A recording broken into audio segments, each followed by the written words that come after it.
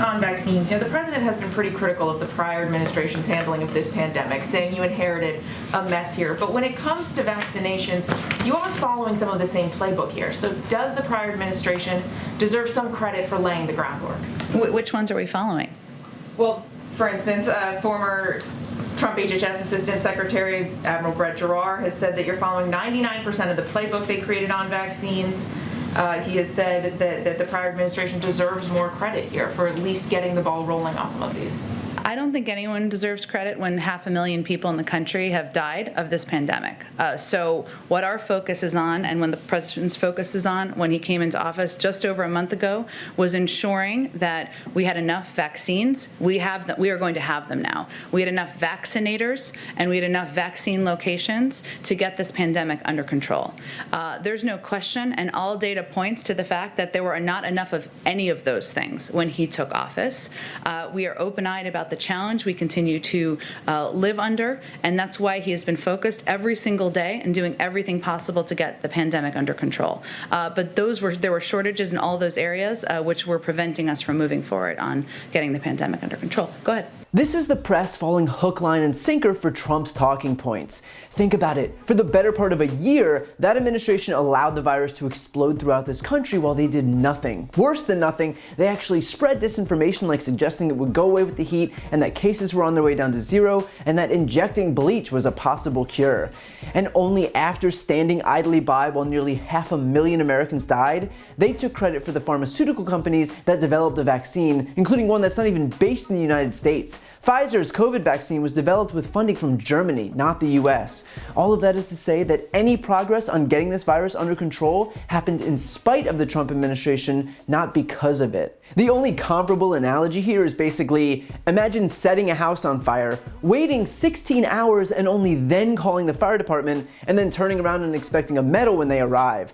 Would anyone be saying, well, you did eventually call the fire department, so you do deserve credit here? Of course not. So to claim that an administration that effectively encouraged this virus to spread across the country should be given credit for allowing pharmaceutical companies to create the vaccines that they were going to create anyway is exactly as asinine as it sounds. Let's just be honest here. If the Trump administration was really looking for credit, they had months to take any of a litany of steps. They could have encouraged the use of masks. Instead, Trump politicized them. They could have backed stay-at-home orders. Instead, Trump fomented protests against them. They could have encouraged people to work and shop remotely. Instead, Trump demanded that businesses and restaurants and stores reopen. They could have shown a spotlight on scientists and public health experts. Instead, Trump attacked Dr. Fauci and touted any whack job miracle cure he could find deep in the bowels of Reddit.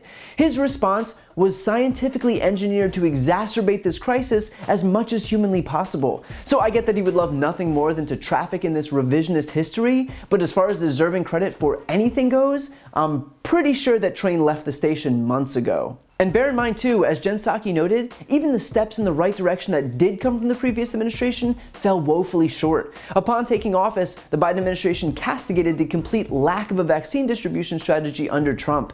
The previous administration even fell short of its own goal of administering 20 million vaccine doses by the end of 2020, only managing to administer about 3/4 of that. And I know what you're thinking, the Trump administration botching a rollout? No. The previous administration had also encountered issues regarding coordination between federal and local governments, along with funding, staffing, and other resource needs for local governments to fight this pandemic. All the while, new COVID variants are emerging that are actively undermining the efficacy of vaccines that are being distributed. And yet none of those issues were resolved under Trump. Biden has even managed to expedite the timeline for having enough vaccine to inoculate all Americans by 2 full months. As I've always said, this is a wartime effort. And every action has been on the table, including putting together breakthrough approaches. And today, we're announcing a major step forward. Two of the largest healthcare and pharmaceutical companies in the world that are usually competitors are working together on the vaccine. Johnson & Johnson and Merck will work together to expand the production of Johnson & Johnson's vaccine. This is the type of collaboration between companies we saw in World War II. We also invoked the Defense Production Act to equip 2 Merck facilities to the standards necessary to safely manufacture the J&J vaccine. And with the urging and assistance of my administration, Johnson & Johnson is also taking additional new actions to safely accelerate vaccine production. Johnson & Johnson's vaccine manufacturing facilities will now begin to operate 24/7. In addition, we'll continue to use the Defense Production Act to expedite critical materials in vaccine production, such as equipment, machinery, and supplies. I've also asked the Department of Defense to provide daily logistical support to strengthen Johnson & Johnson's efforts. And I want to thank Johnson & Johnson and Merck for stepping up and being good corporate citizens during this national crisis. Here's what all this means. We're now on track to have enough vaccine supply for every adult in America by the end of May. Let me say that again. When we came into office, the prior administration had contracted for not nearly enough vaccine to cover adults in America. We rectified that. About 3 weeks ago, we were able to say that we'll have enough vaccine supply for adults by the end of July. And I'm pleased to announce today, as a consequence of the stepped-up process that I've ordered and just outlined, this country will have enough vaccine supply, I'll say it again, for every adult in America by the end of May. And that was only after having been in office for 6 weeks. It's almost like, and bear with me here, if you don't spend every waking hour trying to undermine a free and fair election and incite an insurrection at the Capitol, it might actually be possible to do your job and deliver some relief for the American people. Honestly, who could have guessed? And yet those were Donald Trump's priorities. Since day one, he opted to lie to protect his precious stock market, he obfuscated the facts and pretended everything was fine and spread disinformation and sent his supporters into harm's way. He made it so that the most prosperous country on the face of the earth would have the most deaths on the face of the earth. He never reversed course and only dug in his heels further every step of the way, even as exponentially more and more people contracted this virus and died. And ultimately, he stopped caring at all in his desperation to anoint himself the winner of an election that he lost.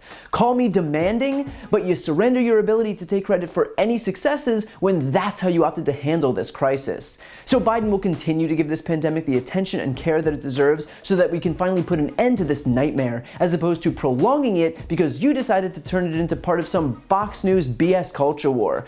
We've seen the effects of turning science into a partisan weapon, and we can't afford to lose any more Americans by doing so. So as far as credit goes, I wouldn't hesitate for more than 1 single second in saying that zero credit goes to the guy who oversaw the deaths of nearly 500,000 Americans. To see more videos like this, don't forget to subscribe to my YouTube channel and click the notification bell. And please subscribe to my podcast, No Lie with Brian Tyler Cohen, where I not only break down the biggest stories of the week, but I also interview major players in the world of politics, including Vice President Kamala Harris, Elizabeth Warren, Nancy Pelosi, Katie Porter, Pete Buttigieg, Cory Booker, Jamie Raskin, and many more. Again, that's No Lie with Brian Tyler Cohen, available anywhere you listen to podcasts.